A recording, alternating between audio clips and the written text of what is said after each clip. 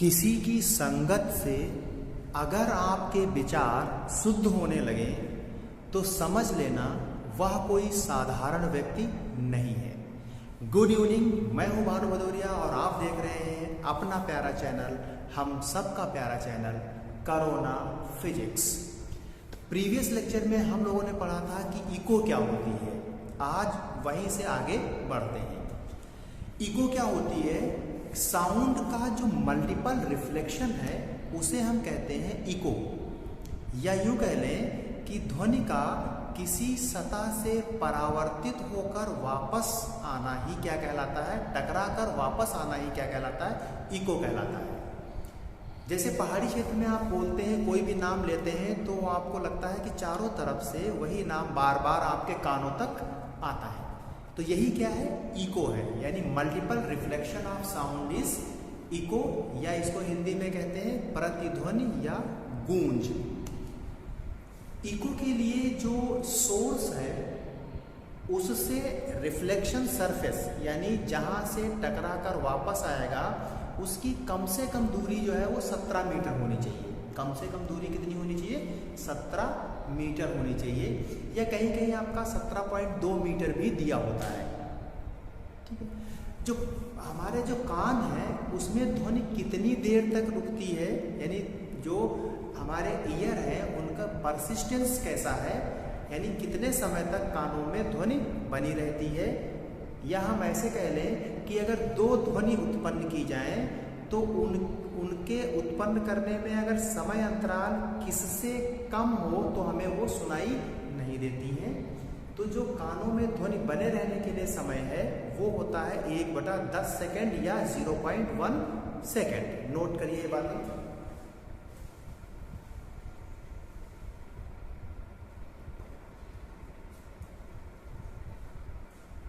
ठीक है। हमारे कानों में ध्वनि कितनी, देखो इको के लिए सोर्स से वो सरफेस जहां से रिफ्लेक्शन हो रहा है उसकी डिस्टेंस कितनी होनी चाहिए? 17 मीटर, या कभी कभी ऑप्शन में 17.2 मीटर भी दिया होता है। और जो परसिस्टेंस ऑफ साउंड है, यानी परसिस्टेंस ऑफ साउंड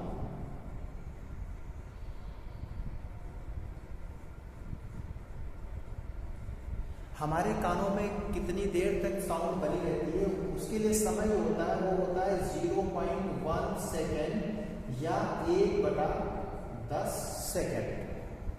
ठीक है।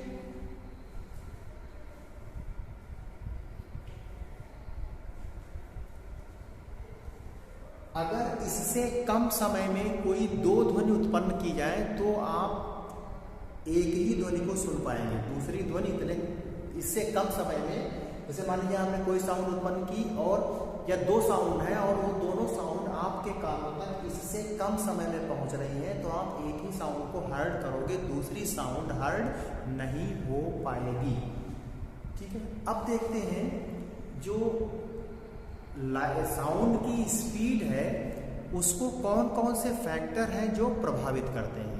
साउंड की जो स्पीड है उसको कौन कौन से फैक्टर्स जो है प्रभावित करते हैं। तो आप हेडिंग लगा सकते हैं factors affecting the speed of sound. ध्वनि की चाल को प्रभावित करने वाले कारक।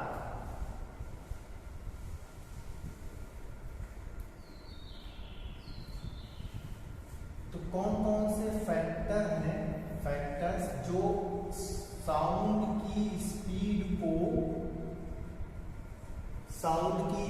को प्रभावित करते हैं। तो उनमें पहला जो है आपका वो क्या है? आपका नंबर 1 में है आपकी डेंसिटी या घनत्व, और नंबर 2 में है आपका टेम्परेचर, और नंबर 3 में है ह्यूमिडिटी।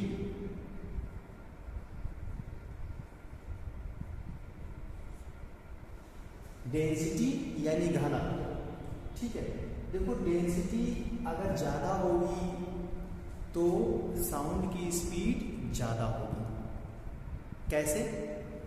देखो जो सॉलिड्स हैं, सॉलिड, लिक्विड और गैसेस, तो सॉलिड में देखो एटम्स पास पास होते हैं, यानी एटम्स की डेंसिटी क्या है, ज़्यादा होगी। तो साउंड प्रोड्यूस किसके कारण होती है, वाइब्रेशन के कारण।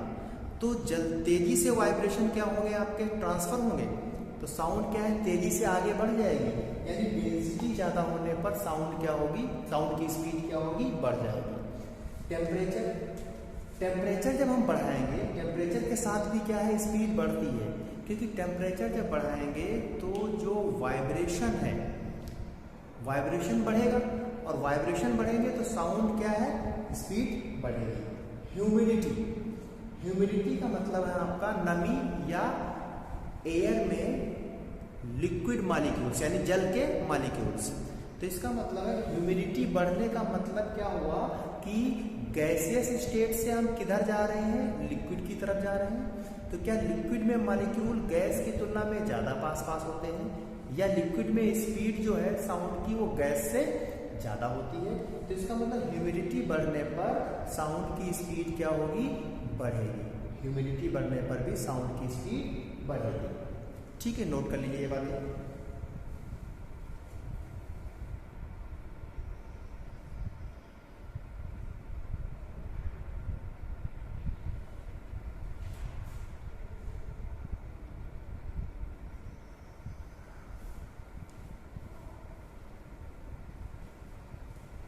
अब देखिए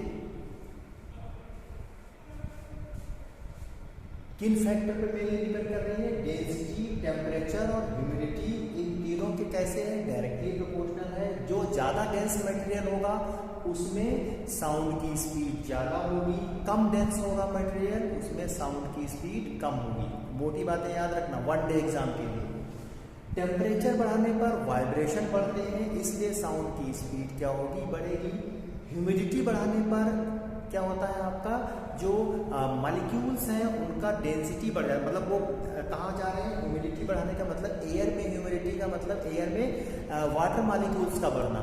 इसका मतलब है एयर जो थी वो किस तरफ टेंड हो रही है, लिक्विड की तरफ टेंड हो रही है। और लिक्विड में साउंड की स्पीड क्या होती है, गैस की तुलना में ज़्यादा होती है, क्योंकि लिक्विड के मॉलिक्यूल गैस के मॉलिक्यूल्स के कंपेरिजन में ज़्यादा क्लोजली स्पेस्ड होते हैं। तो ये रीजंस आपके हमने बताया, ये सारी बातें नोट रखना है क्योंकि एग्जाम में कहीं से भी क्वेश्चन उठा सकता है। अब देखो एक क्वेश्चन आता है आपका अक्सर कि on which speed of sound does not depend, किस पर साउंड की जो स्पीड है वो डिपेंड नहीं करती है। और ऑप्शन 3 तो यही दिए होते हैं, और चौथा ऑप्शन दिया होता है आपका प्रेशर। चौथा ऑप्शन दिया होता है प्रेशर। तो हमें तो पता है इन तीनों में क्या करती है, स्पीड साउंड की क्या करती है, डिपेंड करती है, और प्रेशर पर साउंड की स्पीड डिपेंड नहीं करती है। प्रेशर चाहे हम बढ़ाएं चाहे घटाएं, साउंड की स्पीड पर कोई फर्क नहीं पड़ता है। क्यों, क्योंकि देखो साउंड की स्पीड का फार्मूला क्या बताया था, v = था √P/ρ। P क्या है, प्रेशर है, रो क्या है, डेंसिटी है। ये किसके अकॉर्डिंग है, न्यूटन्स के अकॉर्डिंग। प्रेशर अगर हम बढ़ाएंगे तो डेंसिटी भी तो बढ़ेगी, प्रेशर अगर हम घटाएंगे तो डेंसिटी भी घटेगी, यानी ये रेशियो क्या रहता है, सेम रहता है। इसलिए प्रेशर का जो है साउंड की स्पीड पर इफेक्ट नहीं पड़ता है। ठीक है, अब देखिए साउंड क्या है आपका, एक वेव है, और साउंड कैसी वेव है, लॉन्गिट्यूडनल वेव है। और जो वेव होती है तो उसकी क्या होती है, वेवलेंथ होती है, फ्रीक्वेंसी होती है, स्पीड होती है, और उसके लिए क्या होता है, टाइम पीरियड होता है, एम्पलीट्यूड होता है। तो साउंड कैसी वेव है, नोट कर लीजिए बात। साउंड कैसी वेव है, लॉन्गिट्यूडनल वेव है, और लॉन्गिट्यूडनल के साथ साथ कैसी वेव है, मैकेनिकल वेव है। ठीक है, इसके लिए मीडियम नेसेसरी कंडीशन है। मीडियम अगर नहीं होगा तो साउंड वेव प्रोपोगेट नहीं होगी। ठीक है,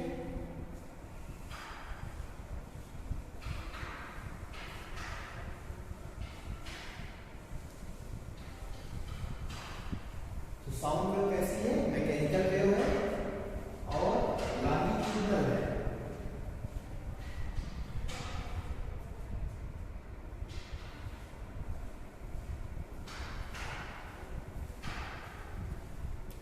यानी साउंड कैसी वेव है, लॉन्गिट्यूडिनल है, यानी अनुदैर्ध्य है,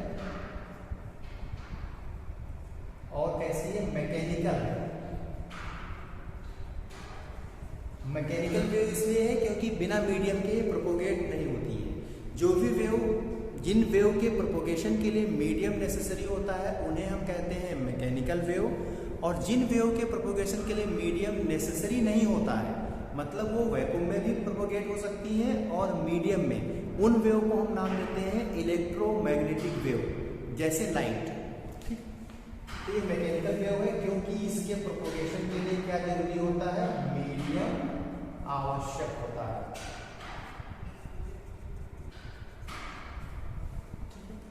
और जो वेव होती है उसको हम इस तरीके से रिप्रेजेंट करते हैं, साइन के टर्म में या कॉस के टर्म में।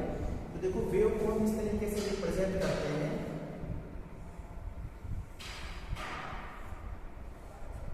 ठीक है, ये आगे की तरफ जा रही है। और वेव का एक एम्पलीट्यूड होता है, फ्रीक्वेंसी होती है, वेवलेंथ होता है और टाइम पीरियड होता है। तो इन सबको हम डिफाइन कर लेते हैं। वेव के लिए जो एम्पलीट्यूड होता है वो क्या होता है, एम्पलीट्यूड जो होगा वेव का, जो आयाम होगा, एम्पलीट्यूड, किसी भी वेव के लिए जो एम्पलीट्यूड होता है वो इक्विलिब्रियम के आइदर साइड में मैक्सिमम डिस्प्लेसमेंट जो होता है उसे ही हम कहते हैं एम्पलीट्यूड ऑफ द वेव। जैसे अगर वेव को हम इस तरीके से रिप्रेजेंट करें, ये जो वेव है ये साइनसॉइडल, साइन के फॉर्म में है, क्योंकि साइन 0 क्या होता है, 0, और साइन 90 क्या होता है, मैक्सिमम। तो यहाँ से देखो y इक्वल टू हम रिप्रेजेंट करें a sine omega t minus kx। तो देखो साइन थीटा, ये थीटा हो गया समथिंग, तो साइन थीटा मैक्सिमम कब होता है, मैक्सिमम वैल्यू कितनी होती है, 1 +1 या -1। तो जब साइन थीटा की वैल्यू यानी sine omega T minus kx की वैल्यू मैक्सिमम +-1 रखेंगे तो डिस्प्लेसमेंट हमारा कितना आएगा, +-a। +a का मतलब ऊपर की तरफ मैक्सिमम, -a का मतलब इक्विलिब्रियम के नीचे की तरफ अपोजिट साइड में मैक्सिमम। तो y डिस्प्लेसमेंट मैक्सिमम कब होगा, जब ये टर्म कितनी वैल्यू दे, +1 या -1, क्योंकि साइन थीटा की मैक्सिमम वैल्यू क्या होती है, +1 या -1। तो इसका मतलब एम्पलीट्यूड किसी वेव के लिए क्या होगा, किसी वेव के लिए एम्पलीट्यूड इक्विलिब्रियम के आइदर साइड में मैक्सिमम डिस्प्लेसमेंट को कहते हैं। अब देखिए वेवलेंथ क्या होती है, वेवलेंथ, किसी भी वेव के लिए जो वेवलेंथ है वो 1 टाइम पीरियड में वेव द्वारा चली गई दूरी को कहा जाता है। किसी तरंग की तरंगदैर्ध्य उस तरंग के एक आवर्तकाल में तरंग द्वारा चली गई दूरी को कहा जाता है। एक आवर्तकाल कब होगा, देखो यहां से चले गए तो पॉजिटिव डायरेक्शन में थे, चलते चलते जब दोबारा पॉजिटिव डायरेक्शन में मूवमेंट होगा तो 1 टाइम पीरियड पूरा हो जाएगा। यानी यहां से चले और अभी क्या है, फिर से जब उसी डायरेक्शन में मूवमेंट होगा, यहाँ इस पॉइंट पे क्या है, देखो यहाँ से पॉजिटिव चले थे और यहाँ पर फिर पॉजिटिव आ गए, यानी ये जो है यहाँ से लेकर यहाँ तक एक टाइम पीरियड हो गया। और इस टाइम पीरियड में जितनी ये डिस्टेंस ट्रेवल की है वेव ने, इस डिस्टेंस को ही हम नाम देंगे वेवलेंथ ऑफ द वेव। ठीक है, इसी को हम क्या कहेंगे, wavelength of the wave. Generally हमने पढ़ा था क्रमागत सुरंगों अथवा क्रमागत गर्तों के बीच की दूरी तरंगदैर्ध्य होती है, वो भी सही है। कैसे, यहां से देखो हम यहां से इतना आगे गए तो यहां से भी इतना आगे आ गए, तो क्या क्रमागत सुरंगों के बीच की दूरी मिल गई, ये भी क्या है, ये भी लैम्डा है, तो वो डेफिनेशन भी सही आती है। लेकिन बेसिक डेफिनेशन क्या है, एक टाइम पीरियड में एक आवर्तकाल में तरंग द्वारा चली गई दूरी ही उस तरंग की तरंगदैर्ध्य कहलाती है। अब एक आवर्तकाल क्या होता है, एक आवर्तकाल वह समय होता है जिस समय में तरंग एक कंपन या एक दोलन पूरा कर लेती है। ठीक है, तरंग की फ्रीक्वेंसी क्या होगी, फ्रीक्वेंसी क्या होगी? प्रति सेकंड कंपनों की जो संख्या होती है उसे हम कहते हैं तरंग की आवृत्ति या फ्रीक्वेंसी ऑफ द वेव। जैसे मान लीजिए कि एक सेकंड में, जैसे मान लीजिए हमने कहा कि 60 सेकंड में 600 वाइब्रेशन हो रहे हैं, कंपन हो रहे हैं, तो एक सेकंड में कितने कंपन होंगे? एक सेकंड में कितने कंपन हो जाएंगे आपका? 10। तो इसका मतलब इस तरंग की आवृत्ति कितनी हो जाएगी? 10। प्रति सेकंड कंपनों की संख्या ही क्या कहलाती है? आवृत्ति कहलाती है तरंग की। ठीक है। अब आपका क्या होता है? तरंग के वेग, तरंग की आवृत्ति और तरंग दैर्घ्य में एक रिलेशन होता है। तरंग का जो वेग होता है, तरंग का जो वेग है, यहां हटा दें, ये बातें हटा दें, नोट कर लिया होगा। ठीक है, ये बातें हम हटा दे रहे हैं। देखो, तरंग का जो वेग है और वेग, तरंग की आवृत्ति और तरंग दैर्घ्य में एक रिलेशन होता है। v बराबर होता है f लैम्डा। v क्या है? तरंग का वेग है, f तरंग की आवृत्ति है और लैम्डा क्या है आपका? लैम्डा क्या है? तरंग दैर्घ्य। ठीक है, नोट कर लीजिए ये बातें।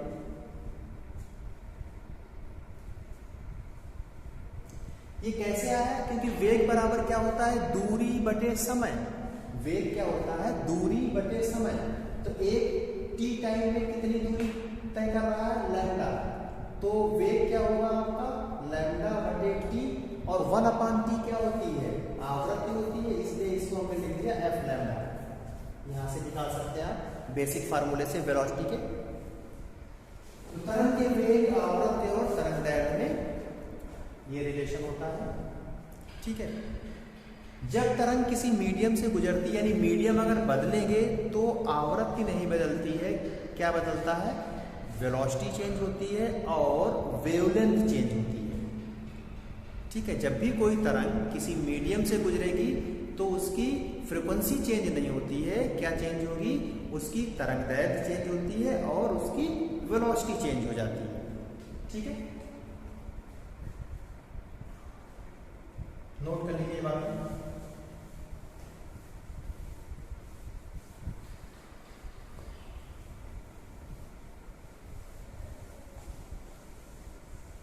नोट कर लिया होगा।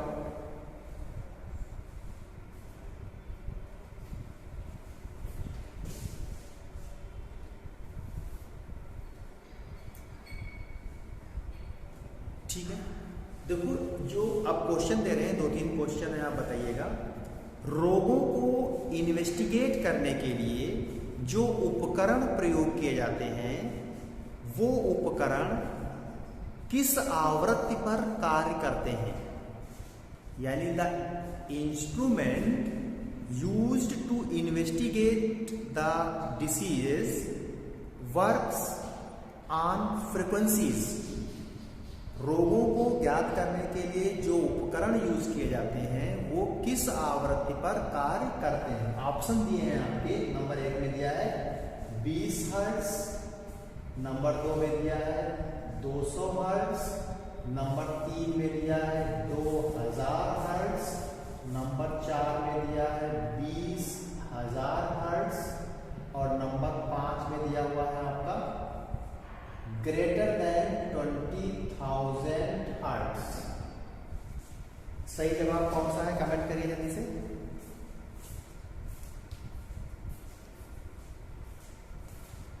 सही जवाब क्या है?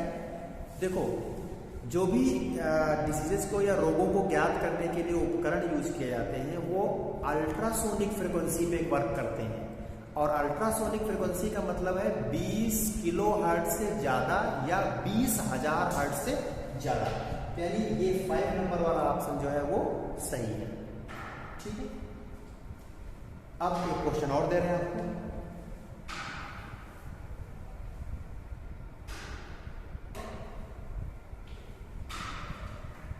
एक क्वेश्चन है आपका कि ऑडिबल रेंज होती है, ऑडिबल रेंज होती है श्रव्य परास है। कमेंट करिए जल्दी से, श्रव्य परास है। प्रीवियस वीडियोस अगर देखे हैं तो आपको पता होगी। ऑडिबल रेंज कितनी होती है? 20 हर्ट्ज से 20 किलो हर्ट्ज या 20,000 हर्ट्ज। ठीक है, ये ऑडिबल रेंज हो गई। अब देखो कुछ फिक्स वैल्यू दे रहे हैं स्पीड की, ये नोट कर लेना, अक्सर एग्जाम में आ जाती है वनडे में। देखो जो आपका एयर में साउंड की स्पीड है, एयर में साउंड स्पीड जो होती है वो होती है 332 मीटर पर सेकेंड। नोट कर लीजिए।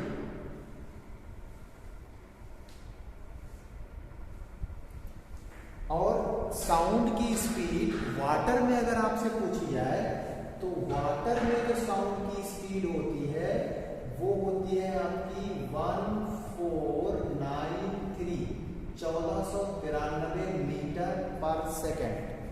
1493 मीटर पर सेकेंड।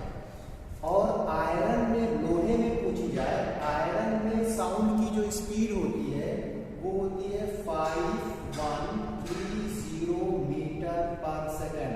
5130 मीटर पर सेकेंड। नोट कर लीजिए ये फैक्ट, नोट कर लिए होंगे।